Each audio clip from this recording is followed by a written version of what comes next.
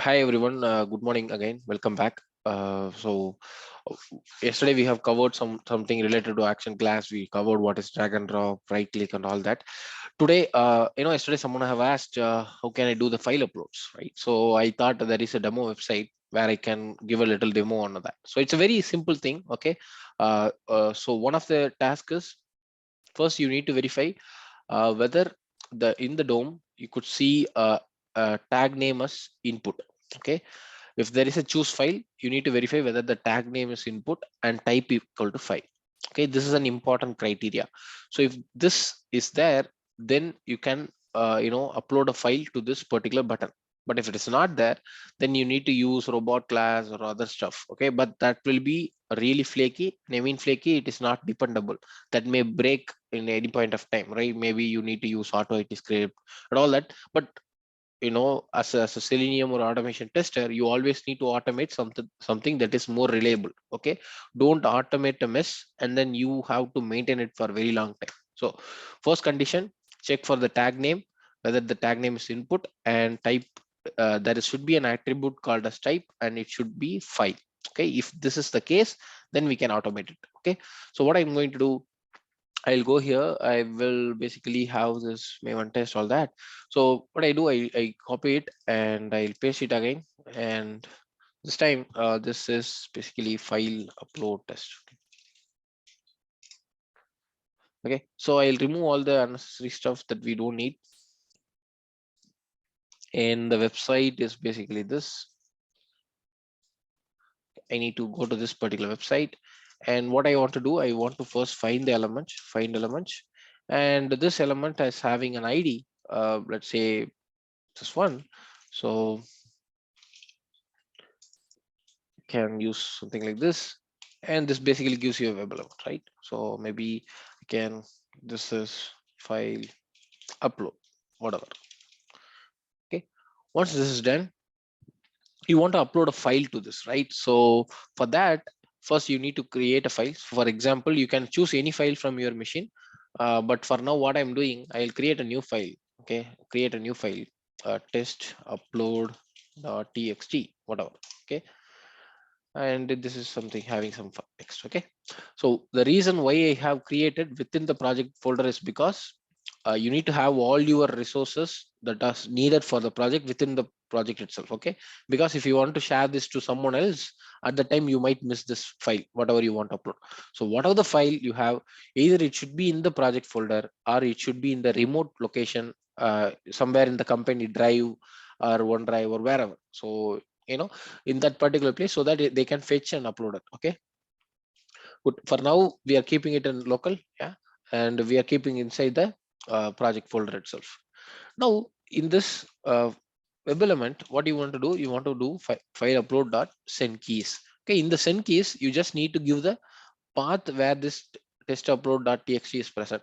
Okay, though this whole path is C users testy Selenium project test and all that, you don't have to give the whole path, because we have a shortcut to find the current folder location.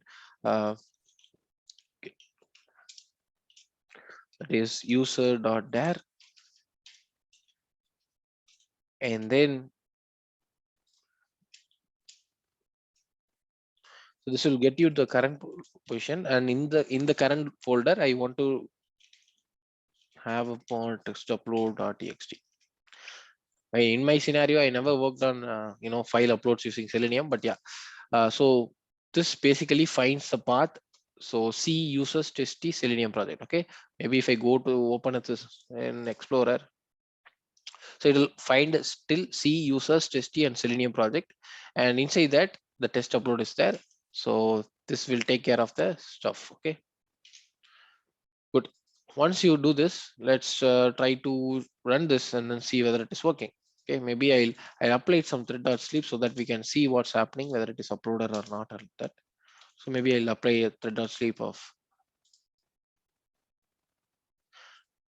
5 seconds. Okay, let's try to run it and see what's happening.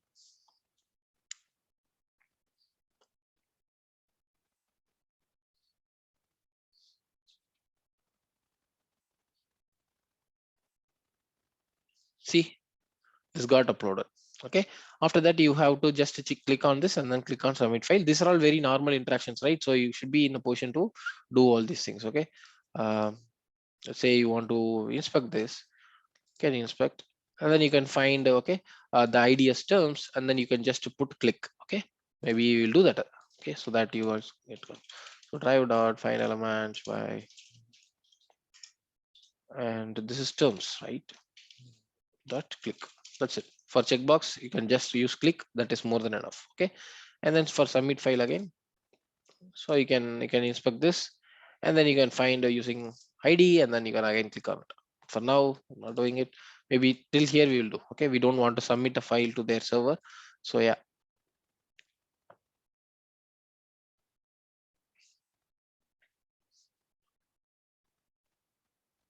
Yeah, so if you see it is getting clicked again, you know how to click on a button, so you can directly click on it. So yeah, so this is all about file uploads. So one important thing you need to notice is it needs to have input tag as uh, input tag, as well as it needs to have type attribute as file. Okay, they may ask you in an interview, so yeah, you can explain them that. Good, that's all about file uploads. We will move on and start learning about something really important, that is encapsulation, right? So there are four topics that are really important in Java, or at least three of them. So for example, inheritance, encapsulation, okay, and then you have abstraction. These are some important topics. Okay, we will see about that. But first, we are going to see about encapsulation. Okay, we are going to see about that first. Okay, so let's cancel all this and let's go to the test folder. I'll create one more test. Okay, encapsulation test. We'll understand what is that. Okay, don't worry. So previously we have employee class, right? Again, guys, there should be only test cases in this folder. So what I'll do, I'll move this employee class around to a different place. Again, we use the employee to understand about constructors. So I can create one package called as constructors, because to learn about constructors only we used that. So I will drag and put it here. Okay, then refactor. Okay, this will ask, okay, you want to really do this? Okay, yeah, that's it. So now this employee class is moved here. Now we also want to learn about encapsulation. So I will create one more package. So we want to group everything together so that it be easy for you to manage. Okay. For learning about encapsulation, maybe I will create student. Imagine student is also having, let's say, string first name, int roll number,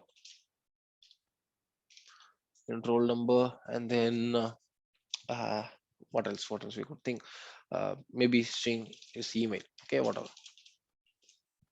So we have three things like this. Okay, now in normal cases what we normally do, we create constructors. Okay, we create constructors and for all the fields, and then we will try to initialize the values, right? So for example, I go here, I create a student equal to new student, right? And here I need to pass all these things. Okay, maybe the first name is let's say something like this, and then the roll number is something, and then something like this, the email. Okay, so whatever. So if I go to the student class now, this is all good. If I try to print the values, let's say student dot uh, okay, again this is needs to be public because I need to access this from different class, and that class is not even in the package. I'll come to this. Okay, what is that access modifier? But for now I'm keeping everything as public and going here, and if you notice I can print this. Okay, yes. Again guys, it's not always you have to type s out and then type student dot email. Okay, instead of this, in IntelliJ you have a shortcut. Suppose you you have already typed like this. Okay, then at the end you can type s out. and then press on enter, so that it will convert it automatically. Okay, this is a feature from IntelliJ IDE. Okay, so this is called postfix. Okay, so once you type it, you want to do a sysout, then you can also type sout at the end, dot sout. Okay, so yeah, now you can run this, and you're getting the answer, right? Okay, the problem is for email. See, I didn't give an at the rate gmail.com, at the rate yahoo.com. So so there is no restriction, then people can give whatever the values they want. Okay, that's the problem here. Okay, so if you notice, they can go ahead and they can still student dot, and then they can go here and they can set some email value that is basically some value like this, and then again they can print it, right? So they want to print it, but this is an invalid value, right? We don't want people to do this, right? So I don't want people to give some invalid emails. At least I want to validate whether there is gmail.com at the end. Okay, this is my scenario, but they are not giving it. Okay, maybe they are giving it here, maybe they are giving it here, but after a few minutes they are coming and changing it. Okay, so let's try to run it now. So first we are giving it correct email. Okay, that's fine. And after a few days, they comes and change the email. Okay, we don't want them to do this. Okay, we want a valid email in the system for all the time. So we want to restrict them, right? So if I give private public access, anyone can access this and anyone can change this. Okay, then what I can do, maybe in the constructor I can apply some logic. Okay, while creating the object, I can apply some logic. If email dot ends with, okay, if it is ending with at the rate gmail.com, then I will set the email. Okay, something like this. Okay, something like this. But this is first time itself, but after that they can still go ahead and change this. Okay, maybe if you are giving, if you're not giving gmail.com here, then it will not allow you to add this. Okay, maybe you can add some default scenarios what you want to do, right? But this is not an effective approach. Then what you should do? Okay, then in those cases, right, instead of writing your logic and all here, okay, you can make this as private. Okay,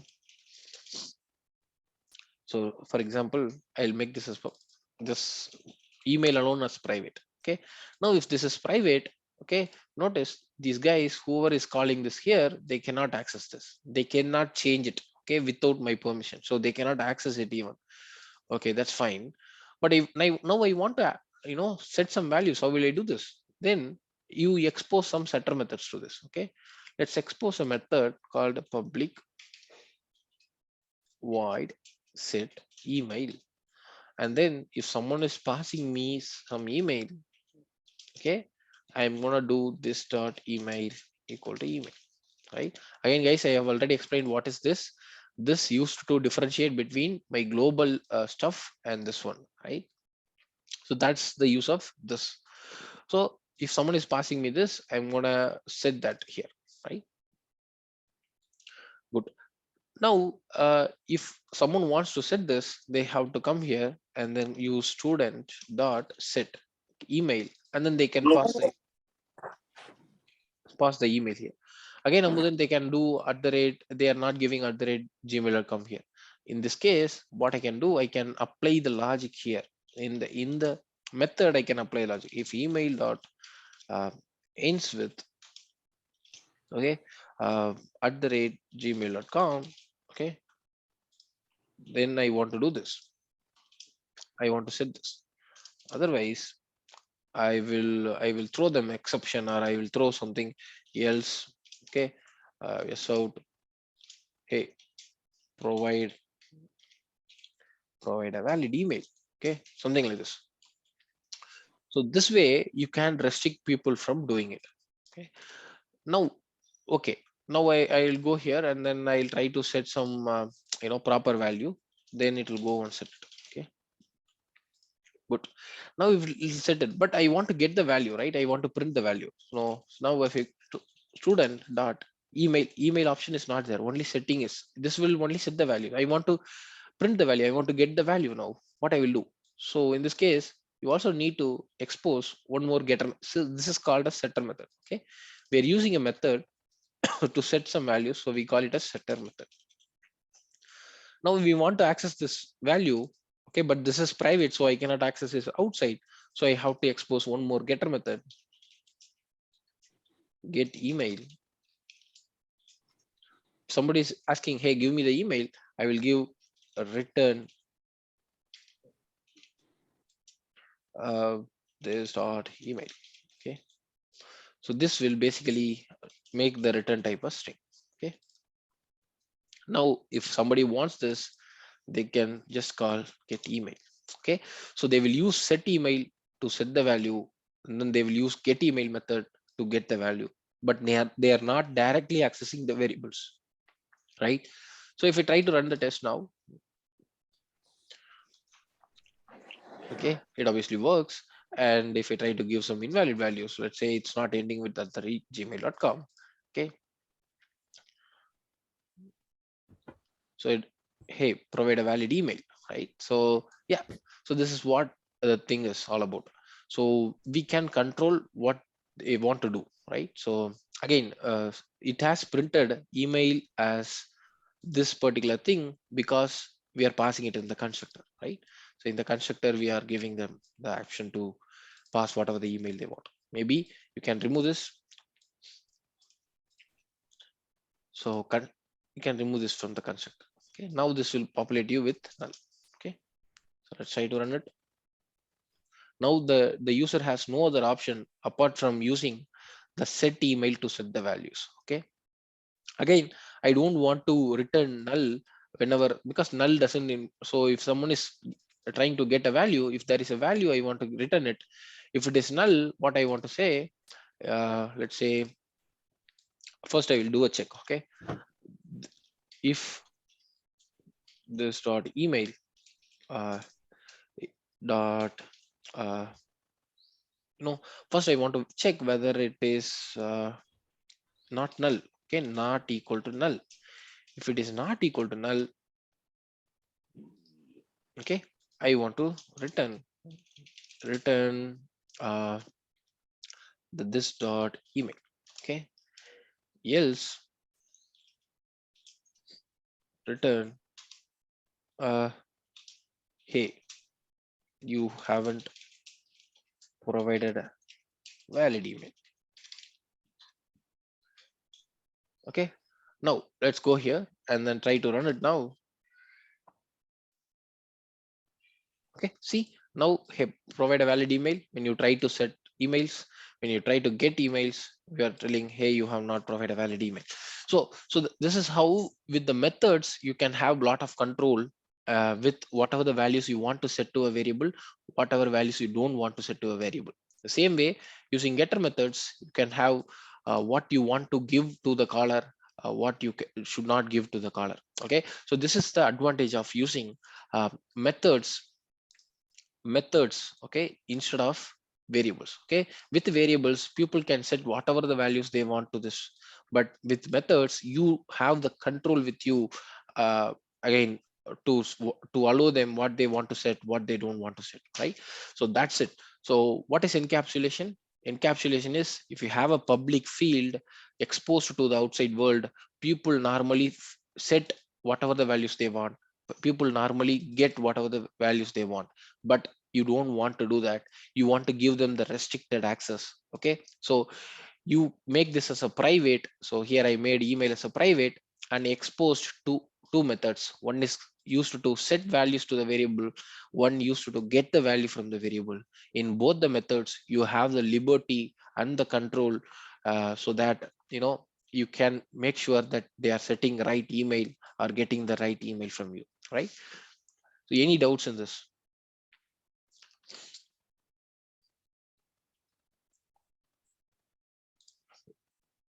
Is any doubts, guys? Again, tell yes or no is like very important concept, right? Most people in the internet will explain this wrong. Okay, if you go to any website, okay, they made explain it incorrectly. Okay, they will sell there is a capsule, you are encapsulating the methods and variable together. They are all not the right explanation, guys. Encapsulation is all about having the control with you. You make a field as a private and expose public getter and setter methods, so that uh, you have more control towards what is getting set in the, you know, variable. Any doubts in this?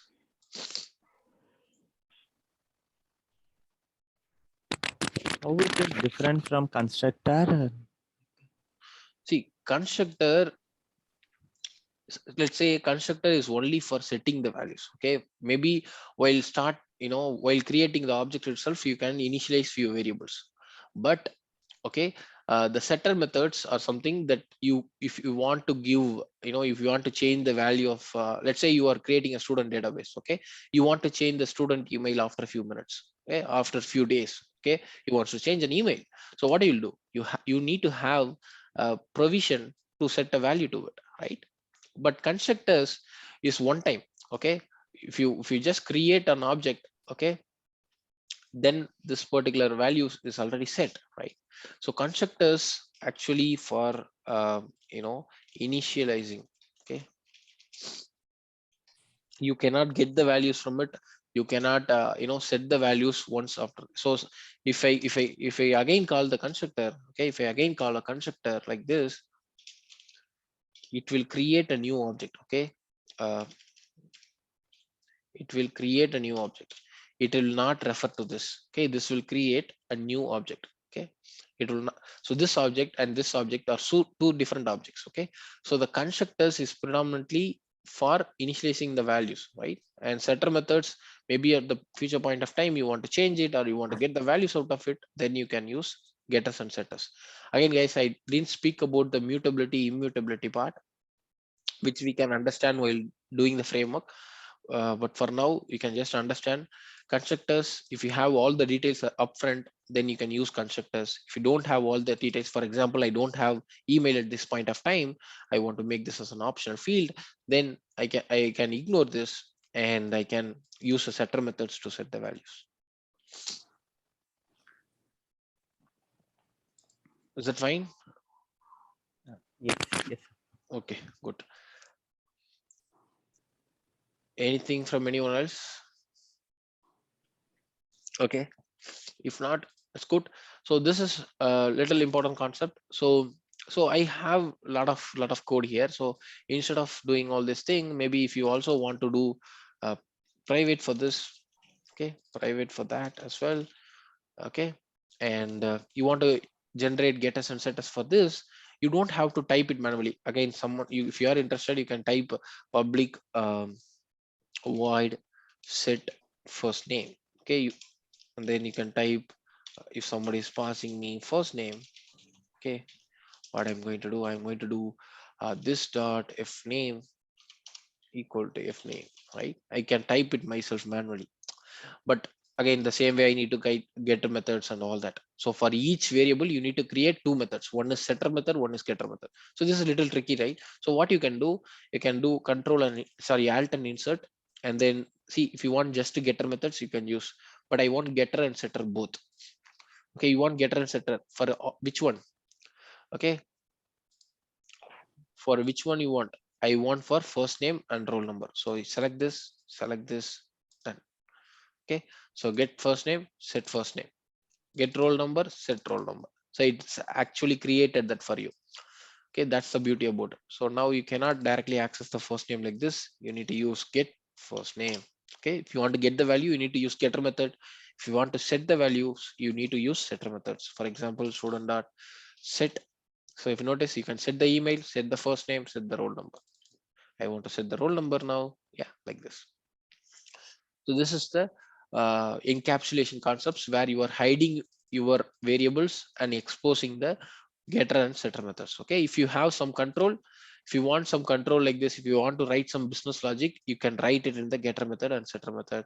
If you don't have, that's fine, because you made the provision now so that you can, tomorrow if your product manager comes and tells, hey, if there is a first name with some valid values or invalid values, you want to do something else, or some other vague business reasons comes, at that time you can definitely make some logic here. Okay, so that's the advantage of using getter methods and setter methods. Okay, Now we have understood about encapsulation, and this might be the right time to learn about uh, inheritance. Okay, so that's another important topic, but this is very very easy. It's not like encapsulation, it's much easy. Okay, so what I'm going to do, I'll create one more package. We are going to learn about inheritance. Okay, and I'm also going to create one more test, for example, uh, inheritance test. Okay,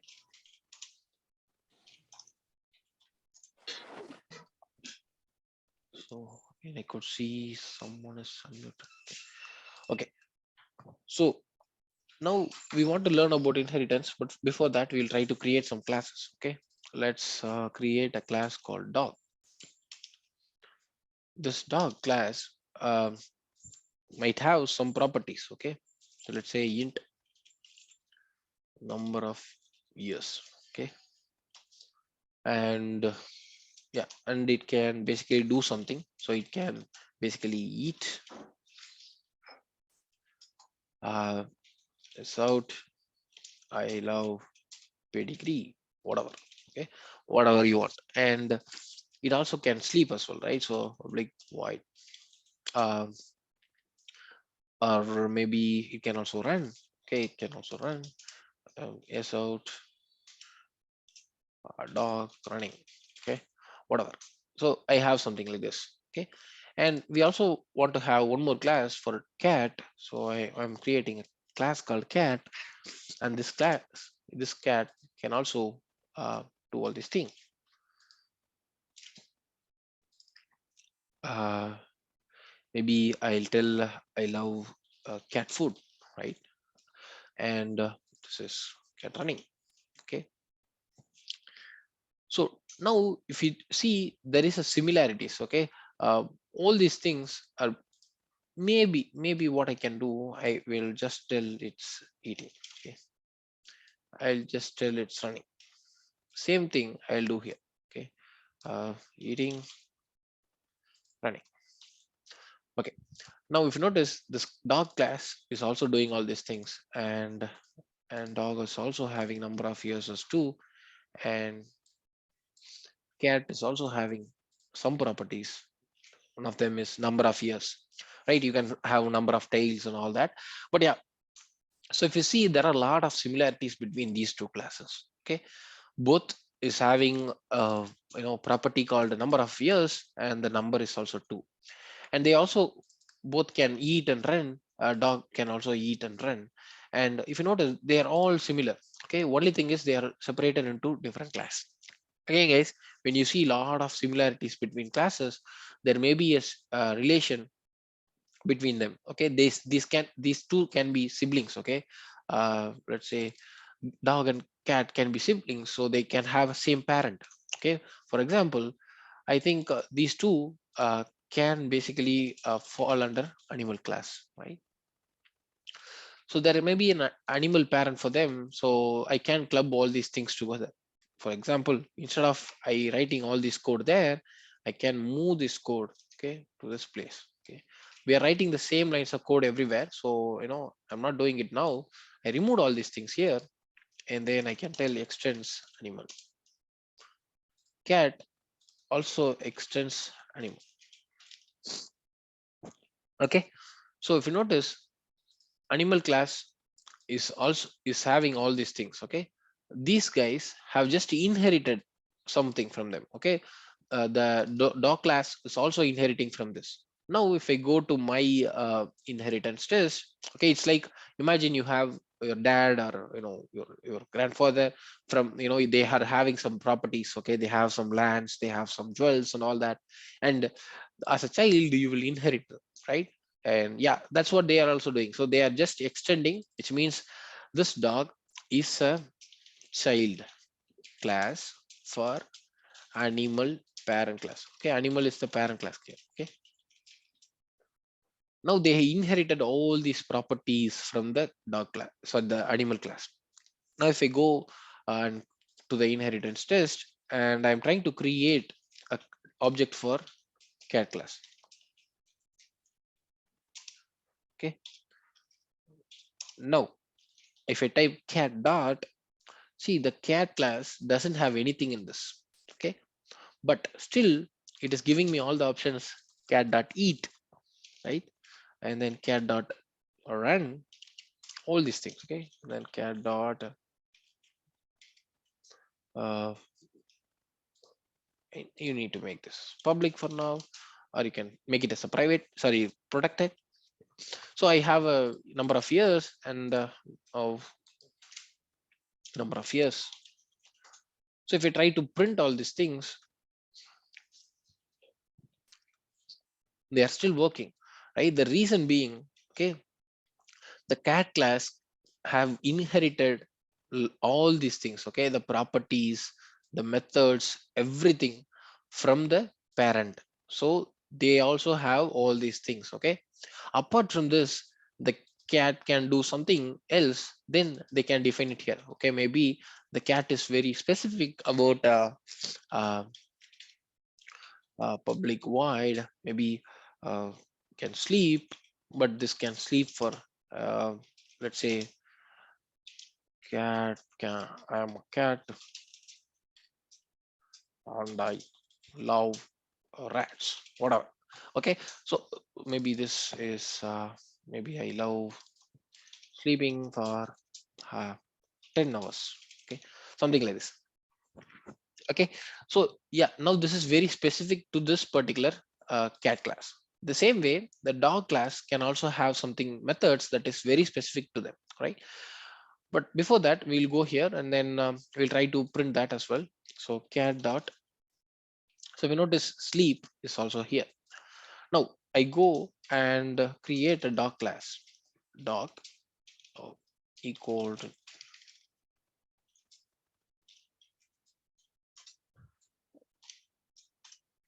and then dog dot, okay, so the number of years is obviously coming from uh, the animal class.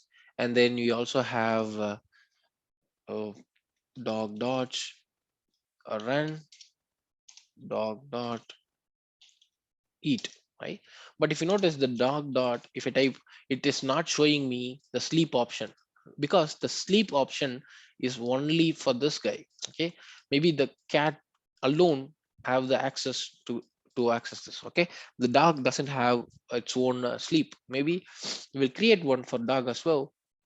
So what we can do, public void sleep, okay. So I can sleep for only 3 hours, whatever, okay. So now this is very specific, and now we can go here and then use sleep, okay. If I try to run this now, so for the cat, the sleep method is basically telling, hey, I can sleep for 10 hours, but for dog it's telling 3 hours. But apart from that, everything else remains the constant, okay. So this is called as inheritance, okay. If you see, there is a lot of similarities between these two classes. Yes, previously we had all these classes having these bunch of codes which are very common in these two, right, dog and cat, okay. So I moved to a base class, and then now I can directly inherit, okay, inherit these properties from the animal class, okay. For inheriting, you just need to tell Java, hey, I'm extending, I'm inheriting, I'm taking all the properties from the animal class, okay. So this way Java also understand, it will go and check for all the things present in the animal package, sorry, animal class, right. So this is called as inheritance. So a child class inherited all the properties from the base class or parent class, okay. So it is not just for code reusability, but the main important purpose is, there is an is a relationship. For example, if you see, we have cat is a animal, okay, and then we also have dog is a animal, okay. So whenever you are trying to create an inheritance relationship, okay, just make sure that it satisfies this ECA, okay. Suppose you cannot directly, the dog class cannot inherit from employee, okay, Though technically it is possible that you can inherit employee and then fetch all the values, but dog is not an employee. Okay, maybe some employees are treated like dogs, but I'm not trying to cover that. But yeah, dog is not an employee. Okay, is a condition is not getting satisfied here, so you should never use something just for reusability. Okay, there should be actually a reasonable inheritance relationship between them. Okay, so that's very important. Good. Any doubts in this so far?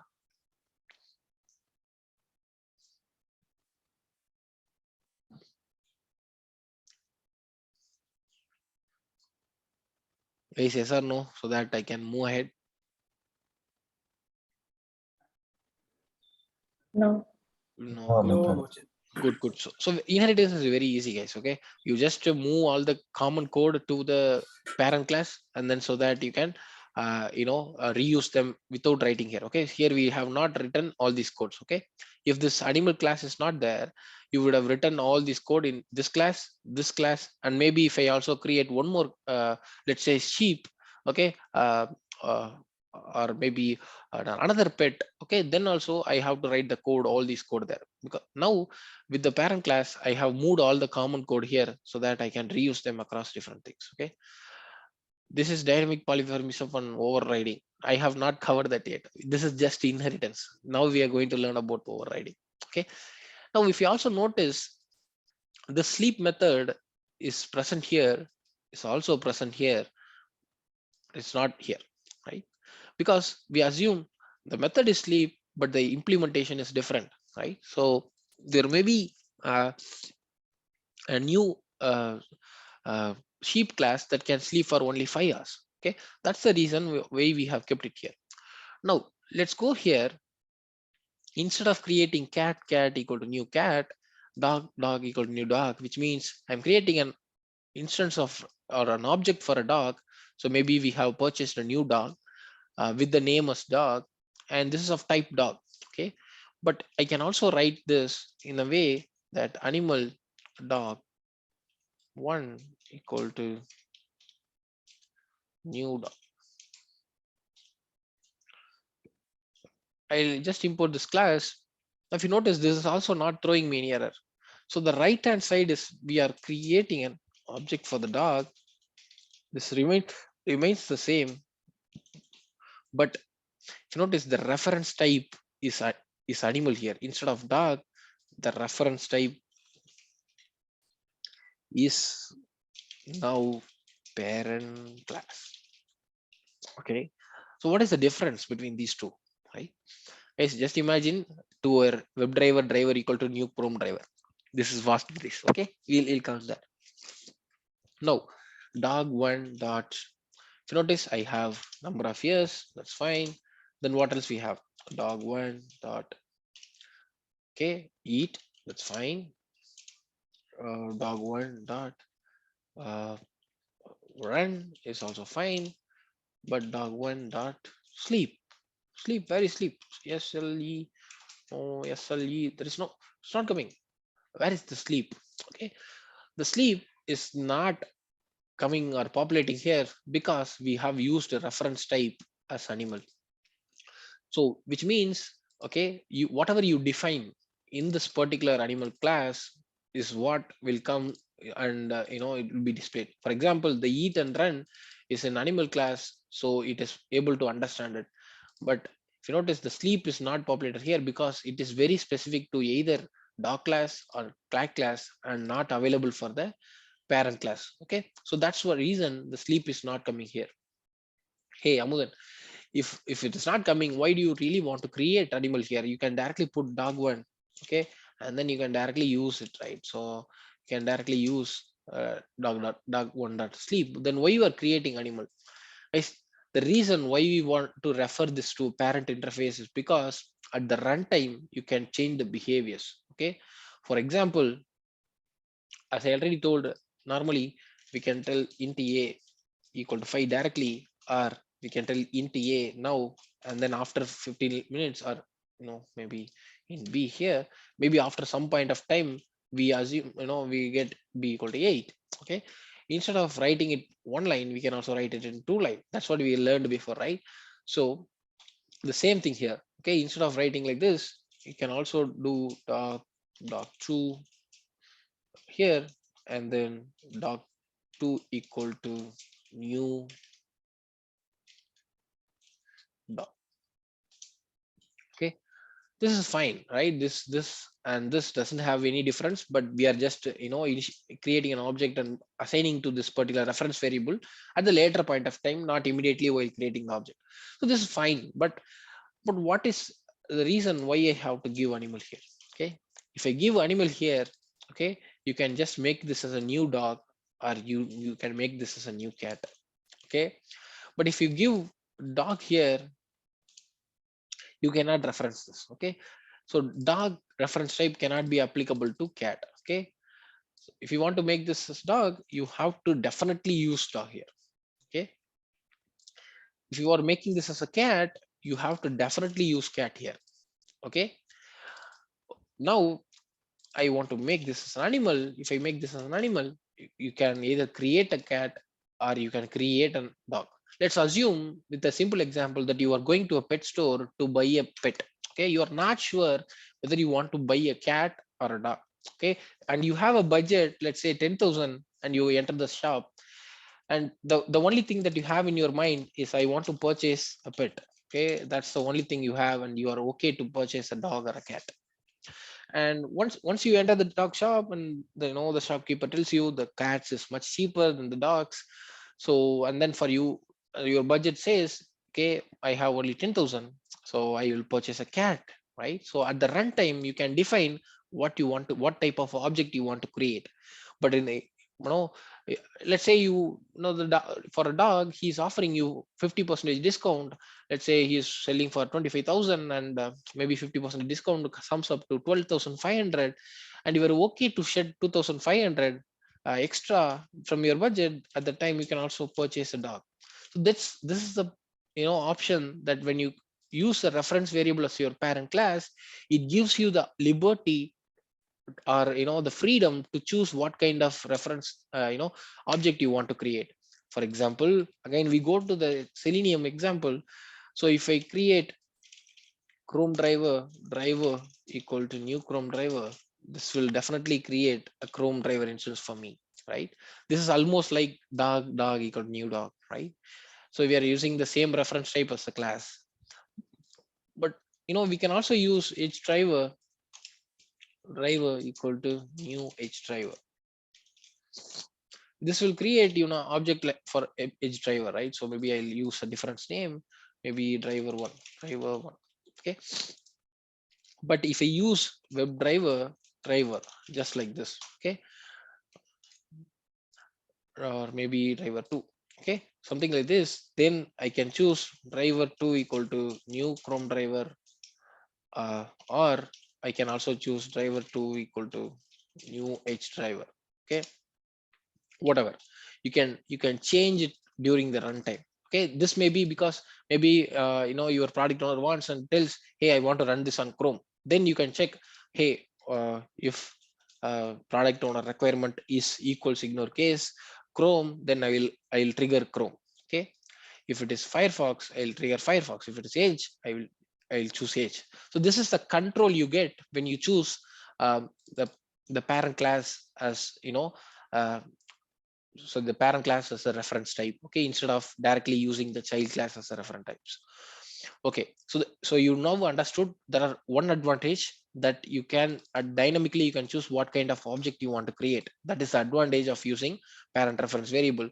But there is also one small disadvantage, that the sleep method you cannot access. If you use, let's say, dog2 dot sleep, you cannot access this. Okay, because that is more specific to the dog and cat methods.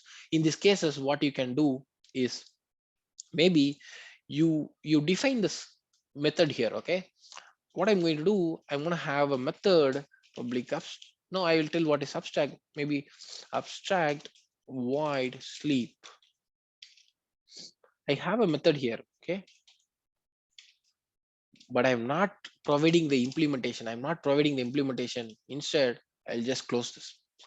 Okay, what does this mean? Okay, this means, hey, you are going to have an abstract method, which means that doesn't have an implementation. Okay, maybe one animal can sleep for 5 hours, one animal can sleep for 10 hours. I don't know what they are going to do in those cases. Okay, you can basically make this as an abstract. And if you go here, okay, this will basically throw. So I'll make so if you have an abstract method, if you at least have, so what a, we call a method as abstract method when a method does not have a body or implementation. Okay, we call this as a abstract methods. So if there is one abstract method in a class, then we need to also make this class as abstract, so that anyone who's read this can understand, okay, this class is having some abstract methods, so I need to be very careful while implementing, because while you implement, you also need to override. So if I remove this, now it will force you to create and override the method. Okay, now if you notice, it is actually understanding there is a method called sleep that is void. You want to override that. Okay, so if you notice, this is called overriding, guys. Okay, now I can decide my logic here. Okay, I sleep for 10 hours, whatever. Okay, in the cat class also, see, the override annotation is just optional. Okay, but if you don't give provide implementation, you cannot extend this. Okay, now I have to go here, implement the methods, and provide the implementation. Okay, you cannot escape from providing the implementation. Okay, so now I can just tell sleep for 10 hours. Okay, if I'm trying to create one more object, let's say class called sleep, sorry, sheep. This particular sheep is now not throwing any error. Now I want to extend animal. Okay, now this will start throwing error, because whenever you are inheriting a abstract class, you need to provide the implementation for the abstract methods alone. It doesn't ask you to, hey, you provide implementation for eat, run, or whatever, but at least you need to provide the implementation for the sleep. Okay, so okay, for sleep, I'll tell I'll sleep for 2 hours, whatever. Okay, so you have to basically provide the implementation. Once you change like this, so once you have added the method here, now if you go to the inheritance test and see, we have the reference variable as animal. If I do dog to dot, now you should see the sleep method, right? So this is the advantage, right? So we are getting both advantage. Previously, when we used just animal, we didn't see the very specific method in the class sleep method, but now we could able to see the sleep method, because it was declared here but implemented in the child classes. Okay, so that's the advantage. Now if I remove all these things, if I create one more, let's say animal ABCD equal to, I can runtime at the, I can choose whether I want a sheep or a cat or a dog. I want to create a sheep type now. Now ABCD dot, I can do sleep. Okay, it means uh, it will tell sleep for 2 hours. Okay, so yeah, that's the advantage of using animal reference. So you can have the control. Okay, as well as you freedom to choose what type of object you want to create at the runtime. So the way, this is called as method overriding, guys. Okay, you have some method in parent class, the same method name is also present in child class, and you providing different implementation. Okay, when you try to run it, okay, it will execute only this. For example, so when I try to run new sheep ABCD sleep, okay, let's see what's getting executed.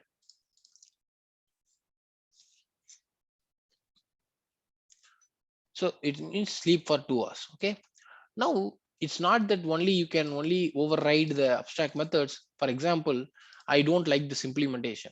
Okay, maybe I can provide my own implementation here as well. So what I can do, it is not mandatory, but you can still provide your own implementation. Public void eat, I'm overriding the existing one, and I'm providing my implementation.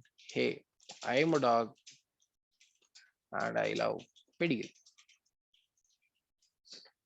Now if I go here again, okay, if you carefully note, let's say this particular example, dog dot uh, okay, it's already there, so eat is already there, but we'll also have eat here. Okay, dog dog eat. Okay, now we have two cases. Okay, let's remove this, we don't need that anymore. Dog2 dot eta. Sorry, yeah, dog 2 dot sleep. Yeah, so now we have only two things. Okay, that's the reason I also got confused, so I removed all these things. We also remove this. Okay, we only have two things. Okay, dog equal to new dog, where the reference type is uh, your child class. And then you also have, you can also write this in one line, that doesn't matter. Okay, you can also write like this. Okay, that doesn't matter. So you have an animal reference, and then you have created an object for dog type. Okay, now there are two things. Okay, let's remove the unnecessary stuff. I am only interested in these two methods. Okay, so eat sleep. Okay, now let's try to run and see what's happening. Okay, maybe I also don't need this. And I'll try to run it. So if you notice, when I use dog equal new dog, when I call dog eat method, it is not calling the eat method. Okay, it is not calling the eat method in the animal class. Okay, in the if I call this, it should be just to mention eating, but it is telling I am a dog and I love pedigree. This is because of method overriding. We have overridden their default implementation, and then we have provided our own implementation. So whenever you are creating an object for a specific type, it will try to check whether the method is overridden. If it is overridden, it will just call that. Okay, if it is not overridden, then it will go and call the sleep method. Okay, so here the sleep method is also coming from dog class, but if you call dog dot the other one, that is run, it will now go and call the animal method. Okay, because there is no overriding, so it will just go and call this for overriding. For run method, it will call the run method from the animal class. Okay, so that's the default behavior. So any doubts in this so far?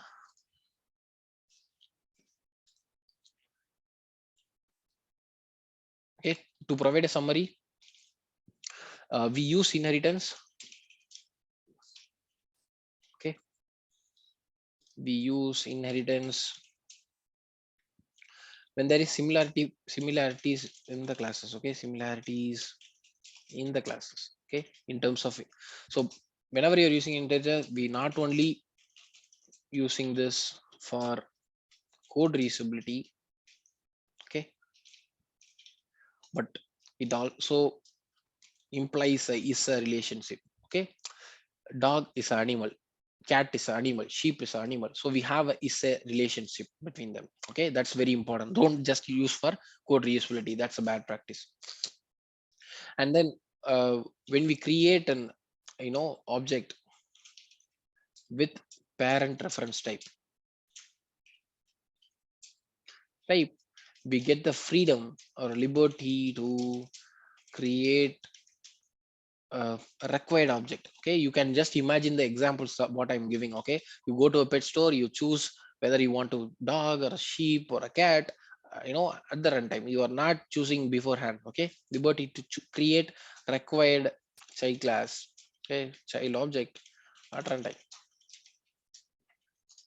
That's the freedom you get. Okay, now apart from this, we understood what is method overriding. Method overriding means, okay, you have some method, in parent class. You don't want that behavior. I don't want that behavior. So the child is implementing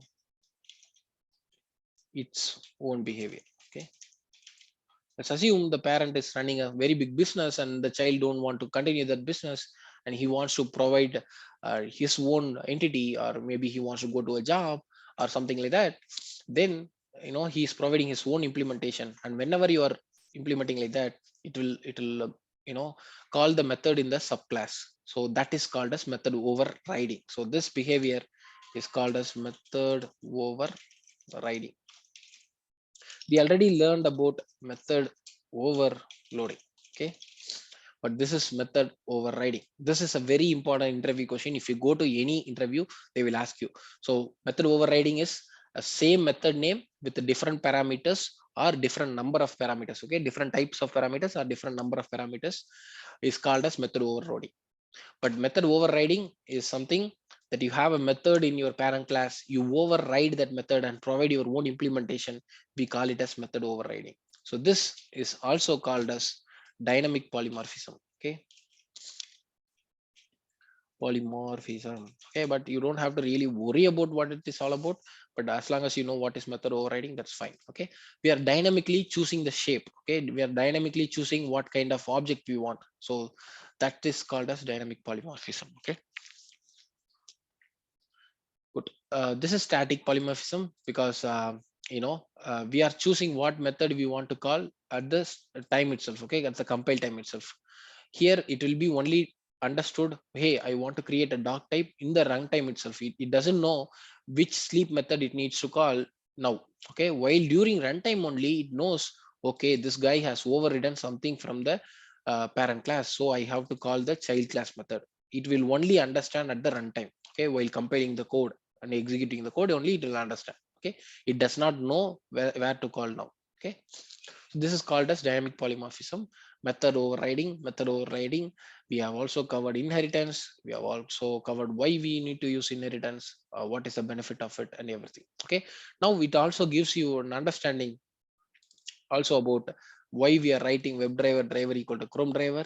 This is because when I give parents reference type, this Chrome driver might have, all the, let's go here, they might have, all these methods overridden. So if you notice, get over local storage, let session storage, they have overridden all these methods from that parent class. Okay,